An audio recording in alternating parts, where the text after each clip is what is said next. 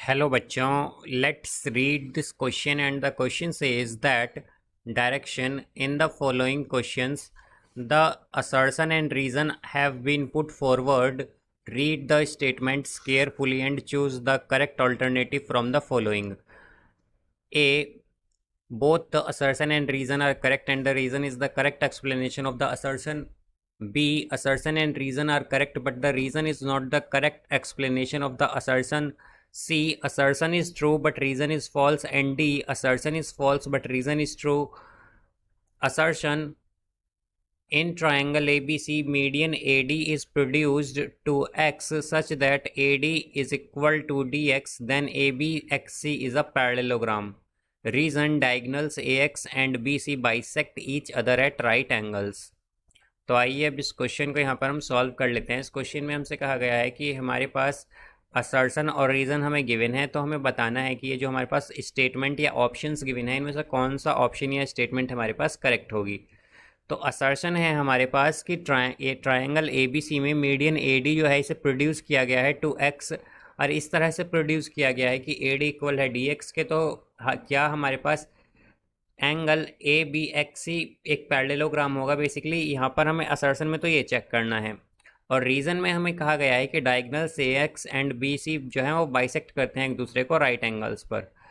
तो यहाँ पर हमें ये चेक करना है कि रीज़न हमारा ये करेक्ट है या इनकरेक्ट है।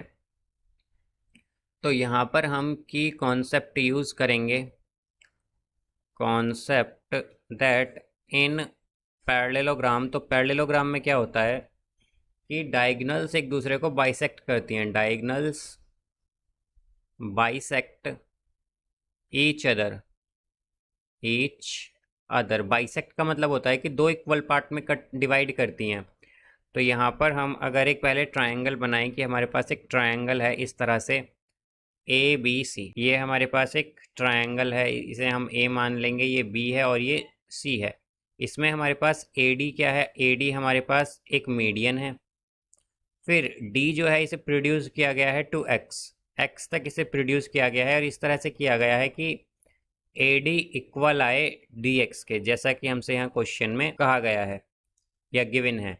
अब हम अगर बी एक्स को ज्वाइन करें यहाँ पर इस तरह से, और इसी तरह से अगर हम यहाँ पर सी एक्स को ज्वाइन कर दें तो ये इस तरह से हमारे पास एक डायग्राम बनेगा। अब यहाँ पर अगर हम देखें तो ए डी क्या है, मीडियन है, और हम जानते हैं मीडियन क्या करती है, जो वर्टेक्स जिस वर्टेक्स से हम मीडियन ड्रॉ करते हैं तो वो उसके अपोजिट साइड जो होती है उसके मिड पॉइंट पर कट करती है। तो यानी कि हमारे पास ये जो डी है ये बी सी का मिड पॉइंट होगा। तो हम क्या कह सकते हैं कि बी डी इक्वल होगा डी सी के हमारे पास यहाँ पर, बिकॉज ए डी क्या है हमारे पास, ए डी जो है A D is a median, इसलिए हमारे पास ये इक्वल होगा बी डी डी सी के।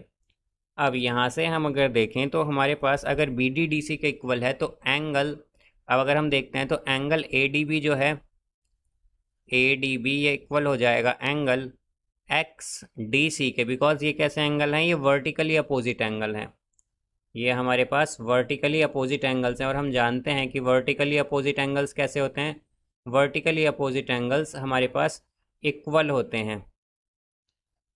अब यहाँ पर हम अगर देखें तो हमारे पास यहाँ पर दो साइड्स, अगर हम देखें कि हमारे पास जो ए डी और डी एक्स है, एक तो ये इक्वल है और यहाँ पर बी डी और डी सी इक्वल है, एंगल ए डी बी और angle X C D equal है।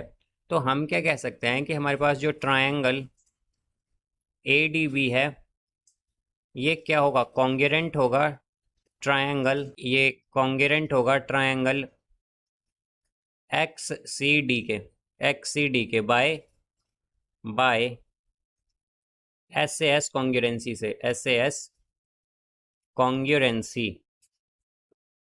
कॉन्ग्रुएंसी से, एस ए एस का मतलब है यहाँ पर साइड एंगल साइड कॉन्ग्रुएंसी से।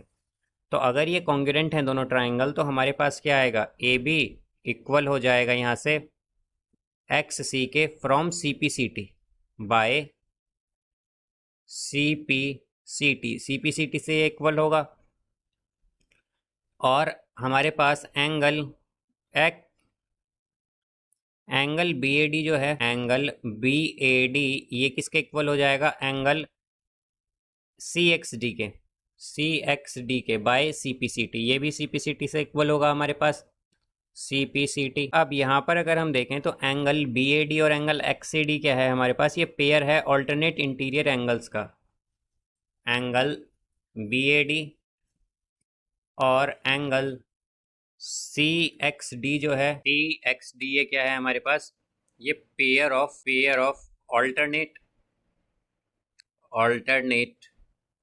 इंटीरियर एंगल्स है, ऑल्टरनेट इंटीरियर एंगल्स। और हम जानते हैं कि अगर ऑल्टरनेट इंटीरियर एंगल्स हमारे पास इक्वल हैं तो हमारे पास क्या हो जाएगा कि AB पैरेलल हो जाएगी यहाँ पर XC के।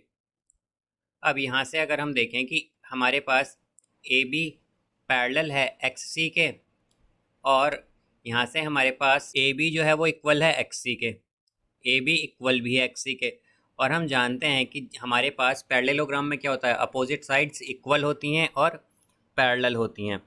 तो इस यहाँ से हम क्या कह सकते हैं कि हमारे पास ABXC जो है, ABXC ये क्या है, ये एक पैरेललोग्राम हो गया, बिकॉज यहाँ पर अपोजिट साइड्स क्या हैं हमारे पास, इक्वल और पैरेलल हैं। अब यहाँ पर अगर हम देखें तो डायगनल्स जो होंगी हमारे पास AX and XC, AX and BC actually, AX and BC वो बाइसेक्ट करेंगे एक दूसरे को, बाइसेक्ट ईच अदर, बिकॉज यहाँ पर ये क्या है हमारे पास पैरेललोग्राम, और पैरेललोग्राम में डायगनल्स एक दूसरे को क्या करती हैं, बाइसेक्ट। तो यहाँ पर हमारा ABXC क्या है, एक पैरेललोग्राम, और AX जो है वो बाइसेक्ट करेगी BC को।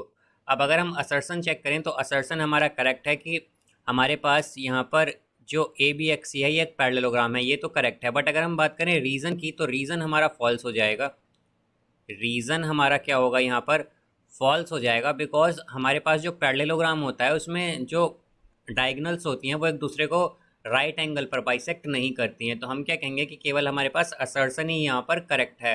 इसका करेक्ट आंसर आएगा हमारे पास option C, that assertion is true but reason is false. So I hope you understood it well. Best of luck. Thank you.